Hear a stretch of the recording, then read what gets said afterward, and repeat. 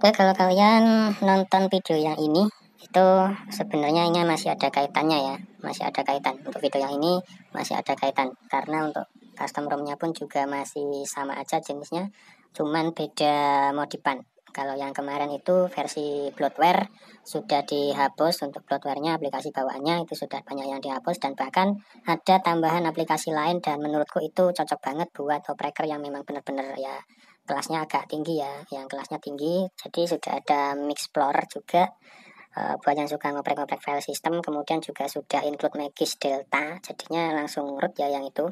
Nah, kalau misalkan kalian cuma pengen butuhnya stabil doang dan bloatware-nya nggak banyak, aku rasa custom ROM ini bisa jadi rekomendasi ya, karena ini stabil banget dan dipakai juga lancar. Kemarin ada yang infoin enakan versinya sound gini apa gini, terus dikasih linknya dari sama Kang Firdias ini ya. Kemana ya kemarin? Oh, ini dia. Nah, dikasih di Inwired Indonesia. Ntar kalian juga bisa download juga ya. Linknya aku taruh di kolom komentar, ntar kalian cari. Size-nya 1,6. Kalau yang aku review kemarin yang sudah bloatware plus sama Mixplorer sama Magis Delta itu ya, yang sudah plus itunya, itu size-nya cuma 1,4. Jadi menurutku kalau untuk performa ya, kayaknya menang itu sih, kayaknya ya. Tapi ini kayaknya ya, beda user beda puser ya, ingat ya. Tapi kalau di custom ROM ini menyeluruh guys, stabilnya itu full. Kalau yang kemarin itu aku ada yang nggak suka, terutama di bagian hasil mikrofonnya ya, itu jelek, suaranya itu kurang jernih gitu ya. Kalau di custom ROM yang ini, versi yang ini suaranya stabil, normal, jernih gitu, didengar juga masih wajar-wajar aja. Yang kemarin itu harus diedit dulu, harus diapain dulu, itu pun juga masih kurang maksimal. Itu aja sih menurutku ya kalau untuk perbedaannya. Kalau untuk dalam-dalamnya aku rasa ini masih nggak jauh beda ya.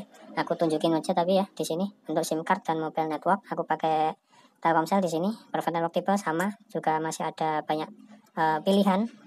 Terus kemudian ke bawahnya lagi yang penting-penting aja ya. Soalnya kalau yang lain ini sama guys ya. Untuk sound dan vibration paling bawah juga masih ada Mi Sound Enhancer, dan ini ya harus colokin headset kalau mau nyeting. Terus kemudian ada CC-nya ya di sini, control centernya. Status barnya seperti ini pun juga masih sama aja.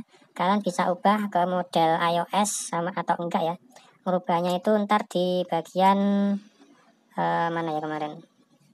Additional setting, bukan ya. Bagian atas ini kalau nggak salah kok. Aku agak lupa soalnya.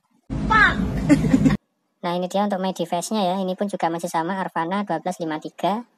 Pokoknya build-nya sama, cuma beda modifan aja. Dan kernelnya sudah aku ganti ya. Kemarin pakai kernel extended. Itu hasilnya agak kurang ya. Bukan agak kurang sih, memang kurang. Ini dia pakai kernel extended, dan aku udah beberapa kali bilang kalau misalkan ada custom ROM yang pakai kernel extended kok dia itu masih tetap stabil, itu kemungkinan besar ROM-nya enak guys dipakai. Menurutku ya, itu sekali lagi beda user beda puser. Dan ini bloatware bawaannya di custom ROM ini ya. Kalian bisa lihat Magisnya itu, kecuali Magis ya, bloatware-nya tinggal segini. Kalau yang kemarin itu bloatware-nya lebih sedikit, tapi ada tambahan Magis Delta sama Mixplorer gitu ya. Kemudian waktu aku ganti pakai Deagle, hasil CPU routing dapat segini. Kalian bisa lihat perbedaannya ya, beda banget. Oke. Dan untuk kameranya pun ini pun juga masih stabil banget. Sudah aku tes semuanya di sini ya, nggak ada masalah, berfungsi normal semua. Kita next untuk Magis safety netnya, ini pun juga sudah biru ya, sudah tercentang dua-duanya, jadi nggak usah khawatir. Tanpa modul apa-apa ya, modulnya di sini aku cuma pakai modul pancet doang. Kalau misalkan kalian pengen ubah-ubah bagian setelan status barnya, kalian bisa menuju ke display. Di bagian sini ada close mode, terus kemudian ada reduce animasi. Untuk font yang aku pakai ini ya, namanya Special People. Terus bawahnya seperti ini doang. Untuk ekstra fiturnya, nah ini dia, kalian misalkan pengen ngatur di bagian tampilannya ya, kalian bisa atur di sini. Mode-modenya ntar kalian bisa sesuaikan sendiri sesuai kebutuhan ya, sesuai selera guys. Nah, ini dia untuk status barnya, kalian bisa pilih dari beberapa ini. Kalau untuk yang lain-lain masih sama aja, jadi ya aku buka sekilas-sekilas seperti ini aja ya. Untuk home settingnya seperti ini. Yang jelas kalian bisa adjust, bisa atur-atur lagi. Sistem sound seperti ini.